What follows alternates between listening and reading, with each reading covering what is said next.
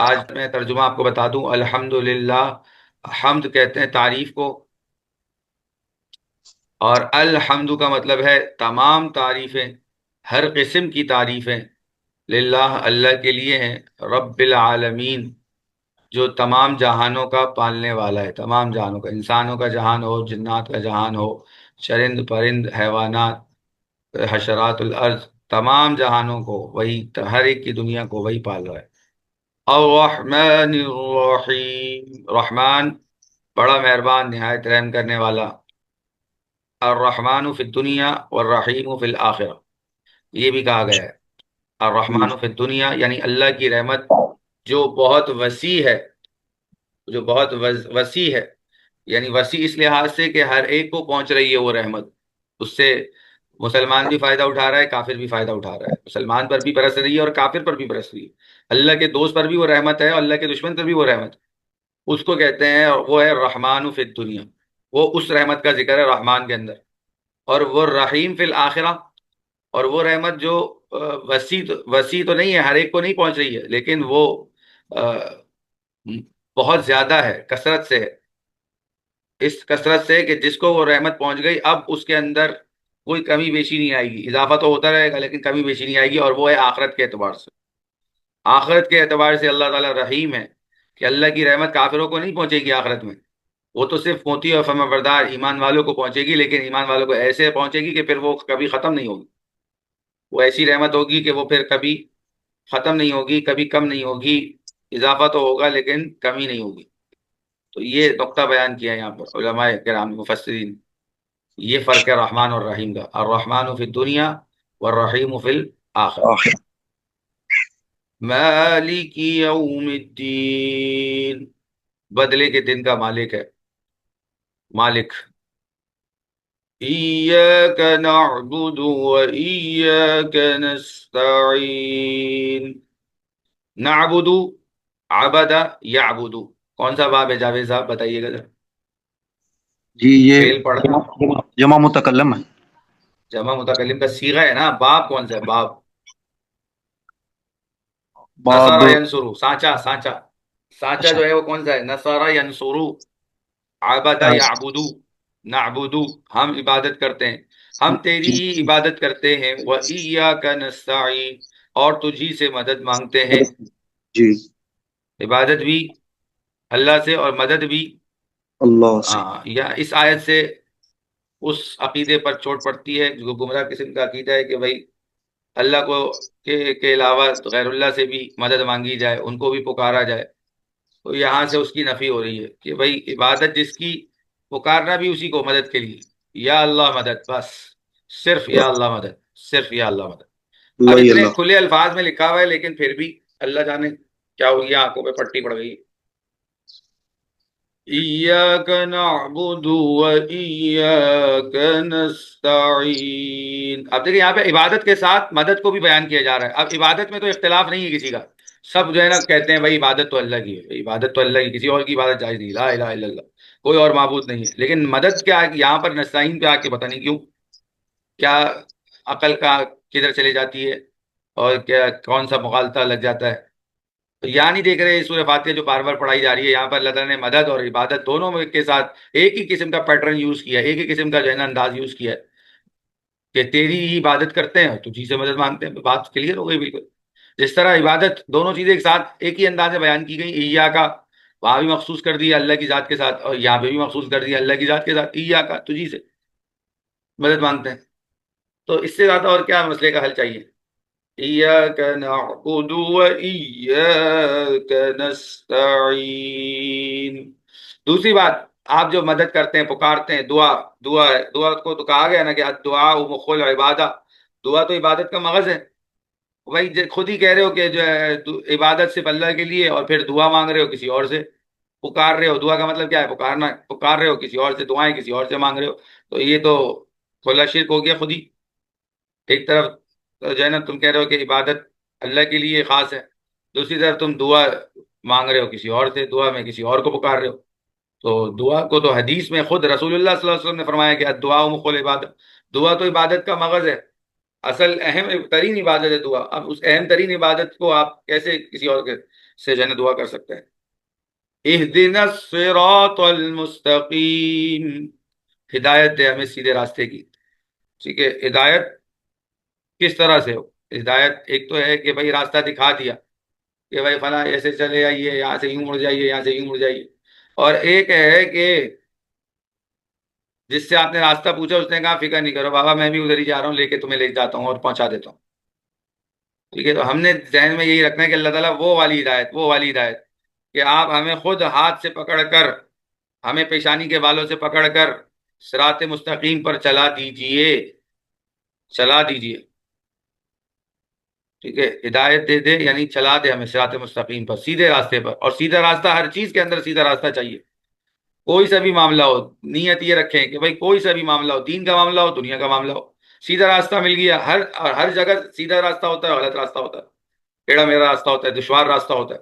تو ہم نے یہ نیت کرنی کہ بھائی یہ اللہ تعالیٰ ہمیں ایسے چلا دے اور چلا دے سیدھے راستے پر. اور سیدھے راستہ ہر چیز کے اندر، چاہے دنیا کا معاملہ ہو، دین کا معاملہ ہو، گھریلو معاملہ ہو، باہر کا معاملہ ہو، اپنوں کا ہو، غیروں کا ہو، سب جگہ، تجارت کا ہو، دکان کا ہو، یا گھر کی زندگی ہو، سب میں اللہ تعالیٰ ہمیں ہدایت دیتے، ہمیں سیدھے راستے پر چلا دے.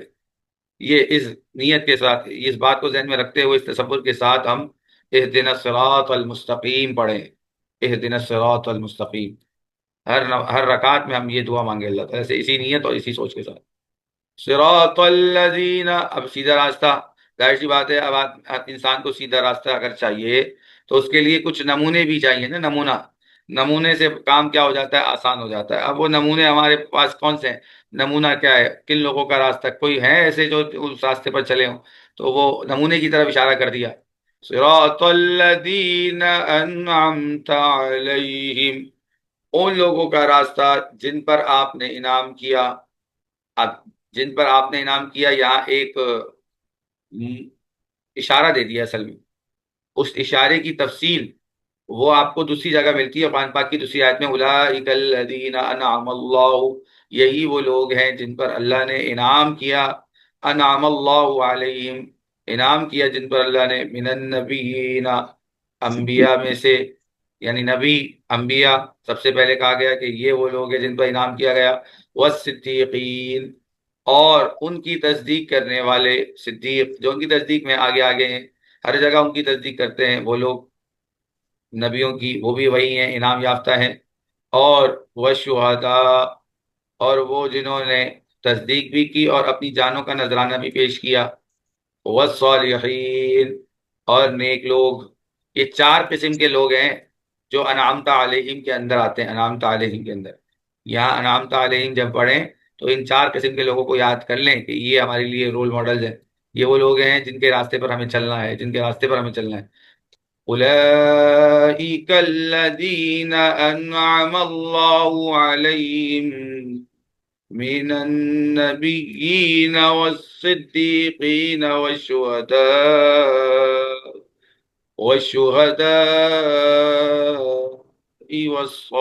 والصالحين. تو یہ آیت ذہن میں ہونی چاہیے. چار قسم کے لوگ ہیں، انبیاء، صدیقین، شہداء، صالحین. غیر المغضوب، نہ کہ ان لوگوں کا راستہ جن، غیر المغضوب علیہم، نہ کہ ان لوگوں کا راستہ جن پر غضب ہوا، ولا الضالین، اور نہ وہ جو گمراہ ہوئے، نہ ان کا راستہ. ٹھیک ہے بھائی. اور یہاں آپ کو پتہ ہی، سنتے رہتے ہیں علماء سے کہ مغضوب علیہم کا مصداق علماء کہتے ہیں کہ یہود ہیں، اور ضالین کا مصداق وہ نصارہ ہیں. لیکن عام ہے، یہ عام ہے، ضروری نہیں ہے کہ وہ آپ اس کو یہود سے ہی خاص کر دیں اور اس کو نصارہ سے ہی خاص کر دیں. جو بھی، جس پر بھی اللہ کا غضب ہوا، اللہ کا عذاب نازل ہوا، یہ بھی ایک قسم کا عذاب ہے کہ انسان دین سے محروم ہے اور دین کے خلاف زندگی گزار رہا ہے، یہ بھی اللہ کا عذاب ہی ہے. کیونکہ دین ہی انسان کے لیے رحمت بنتا ہے، نہ صرف آخرت میں بلکہ دنیا میں بھی رحمت. ولا الضالین، اور نہ وہ جو گمراہ ہوئے، یعنی جنہوں نے پھر دین کے معاملے میں گمراہی اختیار کی. آمین. تو یہ سورہ فاتحہ ہے، جس کو ہم نے کہا کہ ام القرآن بھی کہا جاتا ہے، شفا بھی کہا جاتا ہے، اور بھی کچھ نام ہے اس کے. اور یہ خلاصہ ہے، خلاصہ قرآن ہے، خلاصہ قرآن، سمری ہے. اس کے اندر سارے مضامین موجود ہیں، قرآن پاک کے اندر جو مضامین آئے ہیں ان مضامین کی طرف اشارہ موجود ہے اس صورت کے اندر۔ اور آپ صلی اللہ علیہ وسلم نے فرمایا کہ جس نماز کے اندر سورہ فاتحہ نہیں ہے وہ نماز ہی نہیں ہے، وہ نماز ہی مقبول نہیں ہے، وہ نماز مقبول نہیں ہے جس نماز کے اندر سورہ فاتحہ نہیں ہے۔ لہٰذا جب قرآن کسی کو بھی پڑھایا جائے، کوئی ایسا طالب علم ہے جو قرآن پاک پڑھنا چاہتا ہے، سیکھنا چاہتا ہے، اسے سب سے پہلے سورہ فاتحہ پڑھائی جائے، سب سے پہلے، تاکہ وہ نمازوں کے اندر سورہ فاتحہ کو پڑھے، جو کہ سب سے اہم چیز ہے نماز کے اندر۔ تو اللہ تعالی ہم سب کو سورہ فاتحہ صحیح طرح سے پڑھنے کی اور اس پر غور و فکر کرنے کی اور اس پر عمل کرنے کی اللہ ہمیں توفیق عطا فرمائے۔ کوئی سوال جزاک تو نہیں آپ لوگوں کا؟ اللہ۔ جی سوال تو کوئی نہیں؟ میرا ایک کوئی چھوٹا سوال؟ سا سوال ہے۔ ہاں، چھوٹا سا سوال کر لیں بھائی۔ یہ سورہ فاتحہ کے بعد آمین جو پڑھتے ہیں، جی اس کے بارے میں مفسرین نے کیا بتایا؟ مطلب یہ کیوں پڑھتے ہیں، اس کے پیچھے کیا؟ ہاں، یہ آمین اس لیے پڑھتے ہیں کیونکہ آمین کا مطلب ہے، آمین جو ہے وہ دعا کے آخر میں کہی جاتی ہے، جس کا مطلب ہے کہ اللہ تعالیٰ ایسے ہی کر دے آمین۔ اور یہ دعا ہے اس کے اندر آپ کہہ رہے ہیں نا اہدنا الصراط المستقیم، کہ اللہ ہمیں سیدھے راستے پر چلا دے، تو یہ دعا کر رہے ہیں اللہ تعالیٰ سے، تو اس لیے اس دعا کے طور پر اس کے آخر میں آمین کہنا یہ نبی کریم صلی اللہ علیہ وسلم کی سنت ہے۔ آپ بھی آمین کہا کرتے تھے اور امت کو بھی یہی حکم ہے کہ آمین کہے، لیکن ہاں بس اختلاف امت میں ہو گیا آمین کو بلند آواز سے کہنے میں اور آہستہ آواز سے کہنے میں۔ اب دعا ہے، آمین بھی دعا کا حصہ ہے، دعا ہے، تو اس لیے امام ابو حنیفہ رحمۃ اللہ فرماتے ہیں کہ دعا کے بارے میں قرآن میں ایک آیت ہے ادعوا ربک تضرعا وخفیہ، خفیہ، خفیہ کا لفظ آیا ہے کہ اپنے رب کو پکارو عاجزی کے ساتھ، تضرعا عاجزی کے ساتھ، وخفیہ اور خفیہ طور پر، ٹھیک ہے، چپکے سے۔ تو اب وہ خفیہ کیا ہوگا بھائی؟ آواز کا پست ہونا، اور اسی طریقے سے جیسے حضرت علی رضی اللہ تعالیٰ نے ایک مرتبہ دیکھا مسجد میں ایک شخص کو کہ دعا کر رہا ہے اور خوب آہوزاری کر رہا ہے، خوب جو ہے نا وہ رو رہا ہے، تو آپ حضرت علی رضی اللہ تعالیٰ نے فرمایا کہ اگر یہ اس طرح دعا تنہائی میں کرتا تو یہ اس کے لیے بہتر تھا۔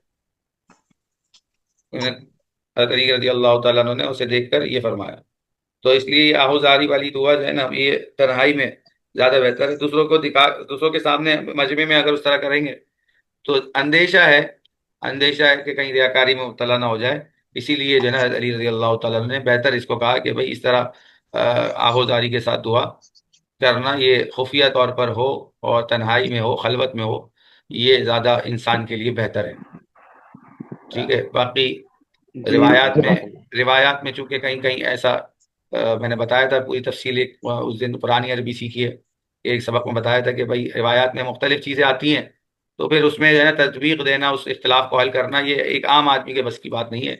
اس کے لیے جو ہے نا وہ ان لوگوں جو راسخ فی العلم ہے ان کا کام ہے کہ بھائی یہ اختلافی چیزوں کو کیا کریں، اس پر غور و فکر کریں اور اس کو اپنے تدبر سے، اپنی جو ہے نا وہ اس کے اپنی علم کی گہرائی سے اس کو حل کرنے کی کوشش کریں، اور راجے مرجو کے اصول کے مطابق کون سی چیز راجے ہے، کون سی مرجو ہے۔ بہرحال ہمارے یہاں فقہ حنفی کے اندر آہستہ آواز میں ہی آمین کہنی چاہیے، لیکن کہنی چاہیے امام بھی کہے اور مقتدی بھی کہیں۔ ہاں بالکل خاموش رہنا، آمین نہ کہنا، یہ خلاف سنت ہے۔ یہ کہا گیا کہ آہستہ کہیں، یہ نہیں کہا گیا کہ بھائی آمین کہیں ہی نہ، ٹھیک ہے۔ میں سمجھتا ہوں شاید ہمارے یہاں بہت سے لوگ ایسے ہی ہیں جو اس بیماری میں مبتلا ہیں کہ آمین ہی نہیں کہتے، تو یہ نہیں ہونا چاہیے، ٹھیک ہے بھائی، کافی ہے اتنا۔ جی جزاک اللہ۔ جزاک اللہ۔ اور کوئی بات تو نہیں آ رہی ہے؟ جی استاد جی، ایک تھوڑا سا ایک سوال آ رہا جی ہے۔ جی بولیے۔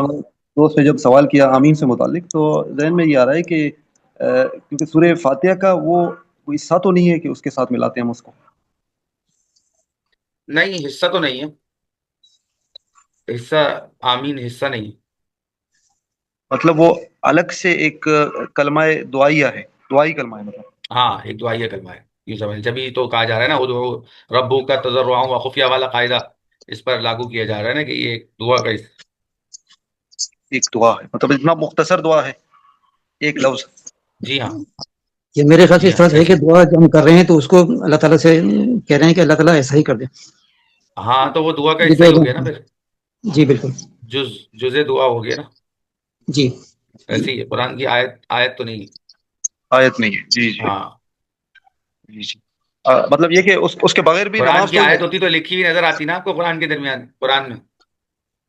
لکھی ہوئی ہوتی ہے، ہاں، کہاں لکھی ہوئی ہوتی؟ وہ الگ سے جو ہے چھوٹا سا لکھ دیتے ہیں۔ الگ سے بعض چھوٹا مرات سا لکھے ہوئے ہونے میں فرق ہے نا. ایسے تو وہ رکوع کا نشان بھی لکھا ہوا ہوتا ہے, لکھا اور ہوتا جو ہے ہے یہاں. وہ سلاسہ اور ربو اور جو ہے نا جی وہ نصف یہ بھی لکھا ہوا ہوتا ہے وہاں. لکھا ہوتی ٹھیک ہے. ہے, جی ہاں جی. چلے, ٹھیک ہے. چلیے جزاکم جزاک اللہ, اللہ. السلام علیکم. وعلیکم السلام. السلام علیکم ورحمۃ اللہ. وعلیکم السلام ورحمۃ اللہ وبرکاتہ.